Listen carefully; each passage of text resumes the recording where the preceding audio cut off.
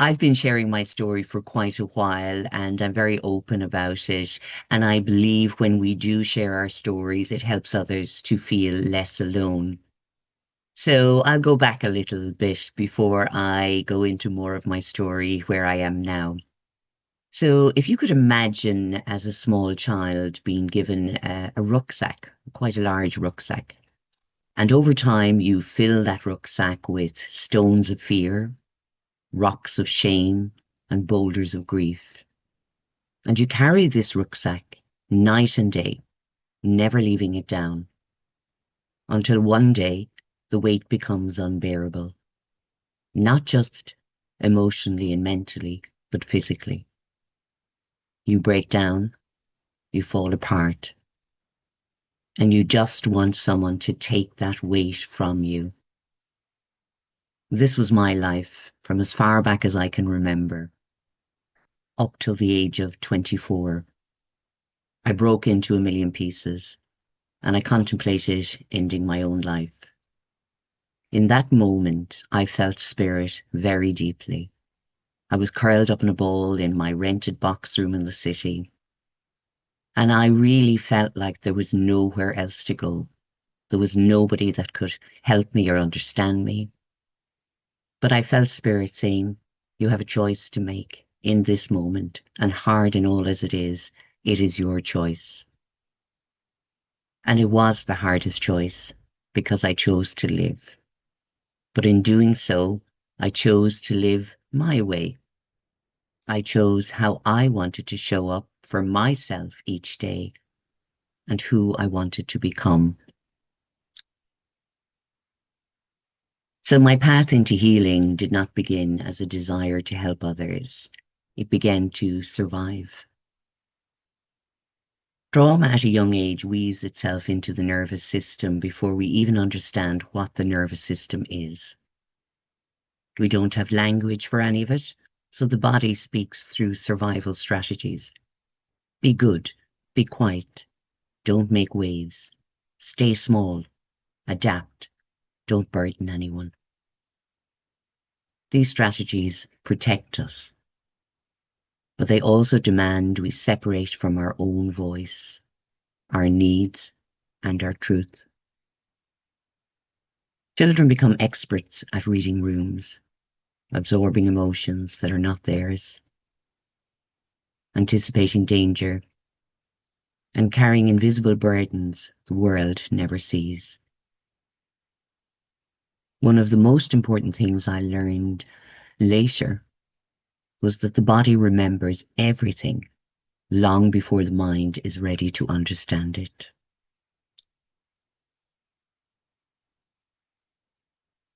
For years, I tried to outrun my past. I tried to function, perform, care for others, and look fine. But the body has its own timeline for truth. Eventually, the cracks that show up are not signs of breaking, they're signs of emergence. My own awakening came in layers. There were days when grief demanded to be felt, nights when anxiety kept my whole system vibrating, and there was moments of clarity, and they came in whispers. There's more than this, Sharon. This is not the end of your story. Part of what helped me through that threshold was energy healing. When I experienced Reiki for the first time, something ancient in me remembered. A language without words, a knowing without explanation. It introduced me to my energy field, the place where frequency, memory, and spirit meet. I practiced mindfulness and meditation, listening, observing, and trying not to get attached to the old stories. I connected deeply to my inner child. I had to go in search of her. She was lost in the darkness, afraid to come out, afraid to trust. Who could she feel safe with? I had to show up for her, not just for myself. Reiki offered me steadiness. It offered me support. And when the trauma fragmented my inner world, it offered integration. It did not fix me. It just created conditions for healing, often by helping my body feel safe enough to feel what once had to be buried. It supported my healing, my subconscious work, and the parts of my spiritual awakening that required grounding as much as expansion.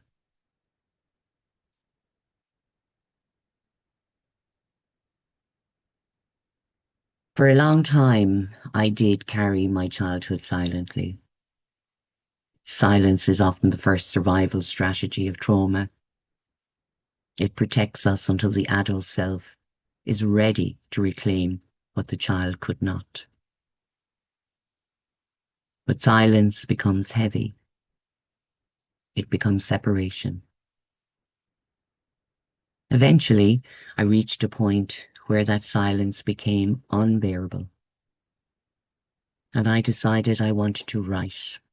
I wanted to use the words and feelings and thoughts that were in my mind and in my body, and I wanted to write them all down. And this was the beginning of my first book. Someone please help me. So I did. That title came to me when I sat with Spirit one night at 4 a.m., feeling lost and alone, and even though I had been doing the inner work, that child inside of me was still afraid to use her voice. I, the adult, had to help her find it. So writing, it was not just an act of expression, it was an act of reclamation. It was the moment I stopped abandoning my inner child, my story, and instead I honored it. The title reveals a profound truth. As children, we need others to save us. As adults, the saving must eventually include ourselves. My inner child gave me, the adult, courage to speak. I always say that she's my hero. She was the one that got me all through that trauma, through the fear. She helped me survive. And in fact, I think she's the strongest one of all. My first book helped me find my voice, not just on the page, but in my life. And after it was published, there was this surge of fear within my body. What will people think of me? Everyone will know my shame. How will I show my face again? What will people say to me? But instead, people began reaching out. They didn't ask for advice straight away. They just didn't want to be alone in their story. And that was the moment I understood why my book needed to exist. When one person refuses to be silent, others discover they don't have to be either. So through this doorway of my own personal healing, I went on to train in Reiki, later to become a practitioner and now a master teacher. Again, fascinated by the workings of the mind, I trained in clinical hypnotherapy and psychotherapy. I went on to train in meditation and mindfulness and many other things that helped me along the way. But first they were for me, to help me, and to lay a foundation where I could go out into the world feeling stronger, feeling like I could show up for myself. And when I could do that, I knew I could show up for others. It wasn't on a vision board. It wasn't a plan. It started organically. I invited 6 beautiful women to join me in my house one morning around my dining room table for a meditation. They came graciously. I was so nervous. I played a tape with someone else guiding the meditation, and we sat and we connected. What I noticed throughout my healing work and my own personal development, my connection with spirit grew stronger and stronger. It brought back a remembrance of when I was a little girl, terrified in my room of what was coming in that door. But I was afraid of everything. And I remember, and now I know it's spirit, but at the time they were ghosts and vampires. And I could see and feel them in my little bedroom. And I closed my eyes and hid under the covers and prayed they would go away. Within my healing journey and my development, I realized that spirits were always there for me. They were always there trying to show me that I wasn't alone, even in the darkest times of my life. So I started reconnecting with them again. I started listening, writing down their words of wisdom and guidance. I started listening for ways that they were trying to support me. And the funniest thing ever was one day I was meditating and one of my beautiful spiritual guides, Ella Pedro, said to me, "You will run groups." And I just wanted to run away. Who am I to do this? I can handle 6 beautiful women around my dining room table, but I can't go any more than that. I can't go out and do this work. Again, the inner critic, the little child in me not feeling safe. But I had taken a risk once in choosing to live. And was I going to waste that risk now in just sitting down, playing small again? No. I decided I would work harder. I would become more confident. I would believe in myself. I would believe that I was worthy of this work. So Spirit walked with me every step of the way. I'm forever grateful that I listened, observed, and I'm still learning. I think I'll be an eternal student for the rest of my life. So I worked with people as they were navigating anxiety, grief, trauma, trying to connect with that spiritual aspect of their own lives, identity shifts, and the long, slow journey of coming home to themselves. And something that I had years and years of lived experience. After hundreds of sessions and countless stories, I learned so much from my clients. I learned how brave, courageous, and strong we are, how resilient we are. People are not broken. They are integrating. The subconscious isn't sabotaging them. It's protecting them. The body isn't failing. It's adapting. The spirit isn't missing. It's waiting for safety. As we all know, healing isn't linear. It spirals, it repeats, it deepens, and it opens. Within all of these beautiful stories, I knew there was still so much to learn from so many beautiful people out there that had lived their own lives. They had gone on to train in different modalities. And I was so curious. That little child in me wanted to know more. So there, the idea of my podcast started. So I hold space for others to share their stories of pain, resilience, rebirth, awakening, and transformation. Everyone celebrating the resilience of the human spirit. These conversations confirmed something I had always felt. Resilience is not the absence of suffering. It is the refusal of suffering to define our entire destiny. When people speak their story aloud, shame dissolves. Healing accelerates. And we remember that as humans, we're not meant to do this alone, that we need support, we need love, and we need connection. If I distilled my journey and my work into a few truths, they would be these. Trauma is not what happened. Trauma is what happened without support. Healing requires connection. We are not built to do it alone. The nervous system is the gatekeeper of transformation. The energy field remembers what the mind forgets. And the human spirit is astonishingly resilient. So all of these things have served me. They have served me for now 31 years. I'm 55 yesterday. And I celebrate every single day. And when my birthday comes around, I celebrate even more because I'm so grateful to be here and to be alive, even with the struggles and the challenges I still face in my life. I feel stronger now to be able to cope with them or work with them. And instead of focusing on the problem, I try and focus on a solution. Or if I can't find a solution in that moment, I sit with it. I listen to it.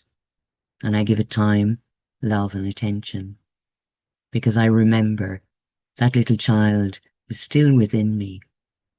She still seeks to feel that safety, to feel that trust, and to know that she is loved and always will be, no matter what challenges we face.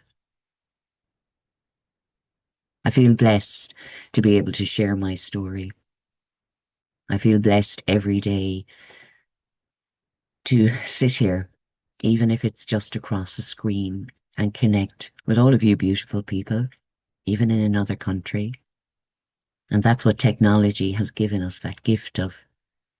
And using it to connect with love instead of spreading negativity or getting caught up in the media or commenting negative things to other people about what they're doing or judging others. Who are we to judge? I think we judge ourselves enough. And for me, it's trying to connect with that beautiful soul energy within each and every one of us. That we're all here for many reasons. We don't have just one purpose. We have many purposes throughout our lifetime. Part of my purpose was learning to forgive myself. It was also about learning to love myself, even with everything that happened. And I'm still far away from being perfect, and I don't think I ever want to be. But I want to be kind. I want to be conscientious. I want to be supportive.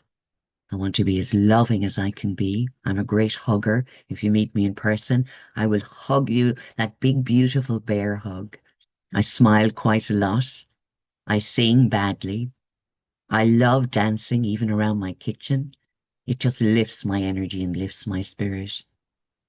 So I have found simple ways in my daily life to lift myself and hopefully to lift others through my work, through my podcast, and through sharing my story.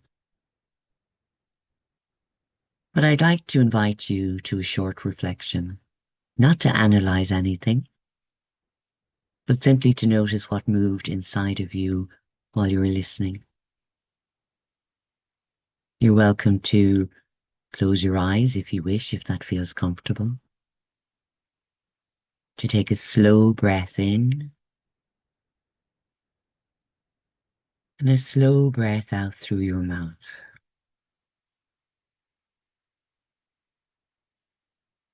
Now just notice what is present in your body.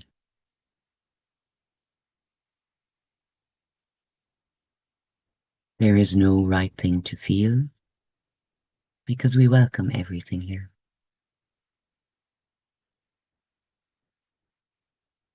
So I'll offer a few questions and you can reflect silently or just simply sense. What part of my story resonated with you today. Just one thread, whatever stands out for you.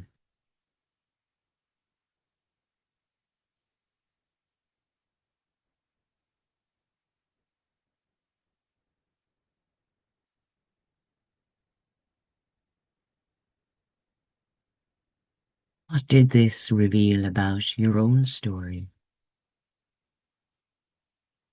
Was it about survival, voice, intuition, trauma, belonging, or maybe it was something else?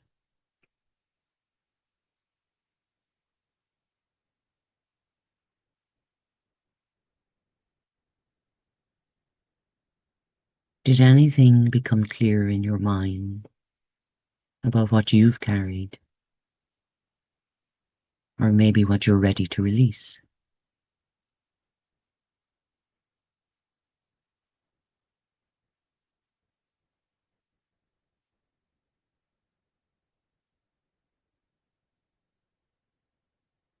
What emotion, if any, came forward in your body as you listened?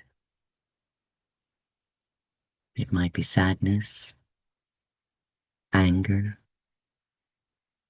grief, relief. Maybe it was compassion or hope.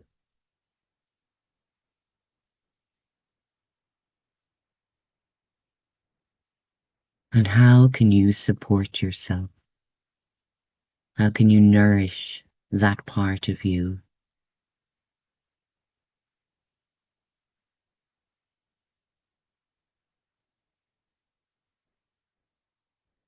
Take a breath in now to wherever in your body you are feeling that resurface. And just breathe out, keeping the eyes closed. I want you just to imagine, visualize, or sense the energy all around your body.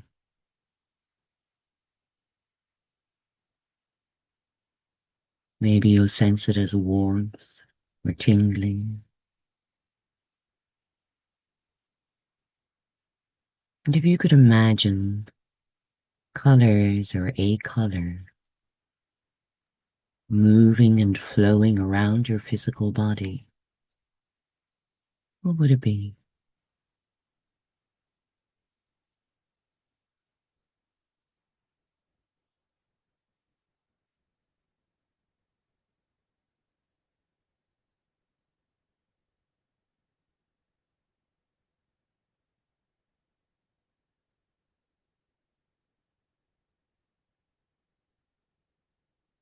Just sensing and feeling and allowing.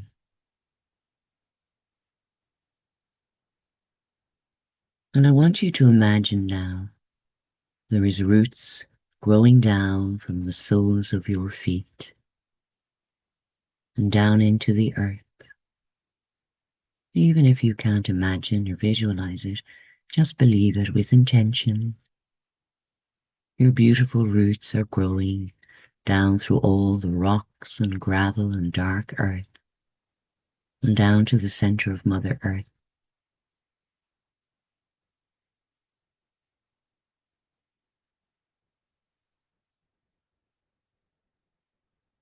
And at the center of Mother Earth, there is a beautiful crystal there, waiting just for you.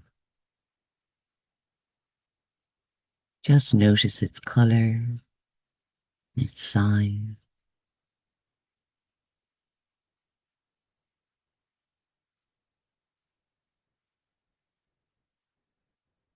and imagine now your roots are wrapping around that crystal, absorbing all of its beautiful energy.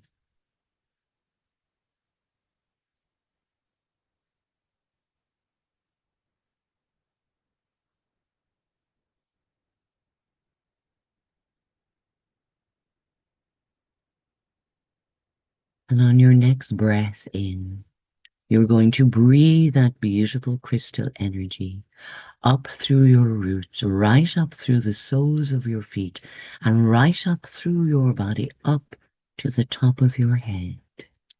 Do that on your next breath, breathing up. Hold that energy at the top of your head. Let it overflow all around the body now into the energy field, right down to the tips of your toes. Do it again if you wish, drawing up the crystal energy through your roots, breathing up, right up through the body, up to the top of the head, overflowing into your energy field all around the body.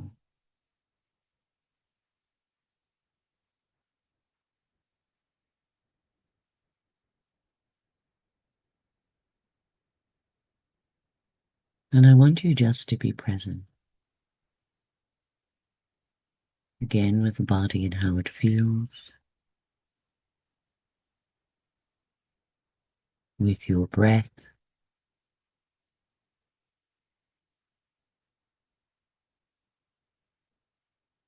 and now with your energy around you. Notice if it feels any different, if it is brighter or warmer,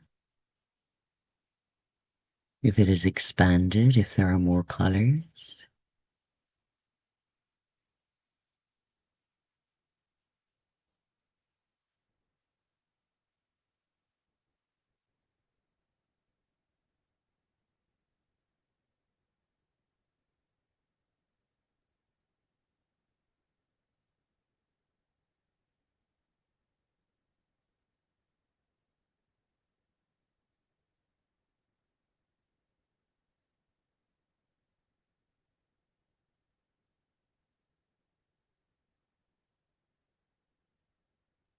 And what is the one thing you would like to add more of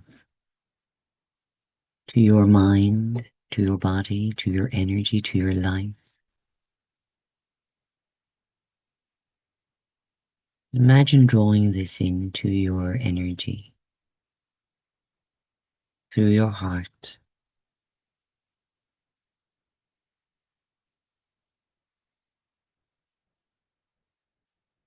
Focus on it with intention. Allow it to expand. Feel the vibrancy of it expanding in your heart center.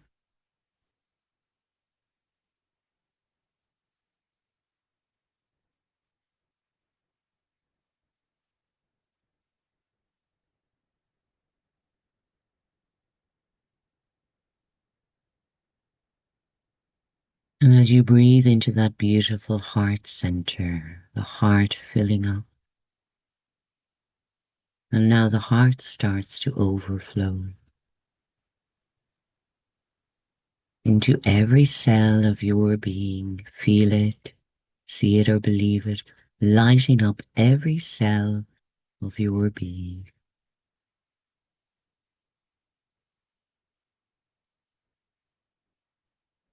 You are starting to glow from the inside out.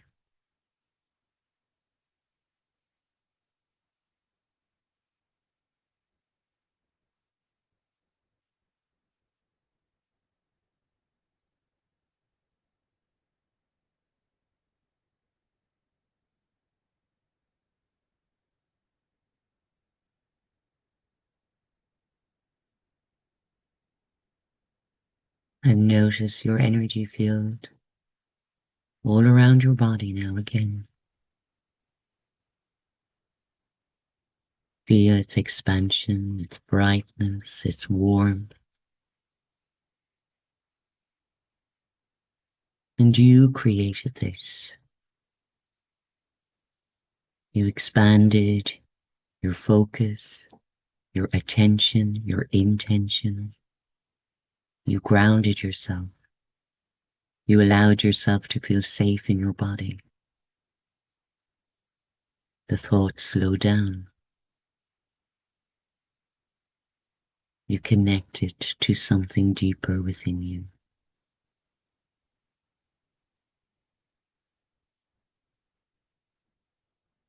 If there is one word that comes to you now, after this little grounding exercise, hold it quietly inside.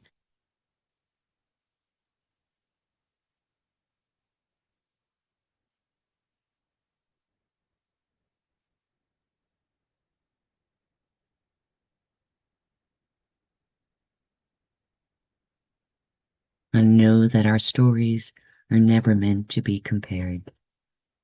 They are meant to be honored. And when we tell the truth of our experiences, they create permission for others to do the same. And they give us permission to be real, to be true, honest with ourselves and all others.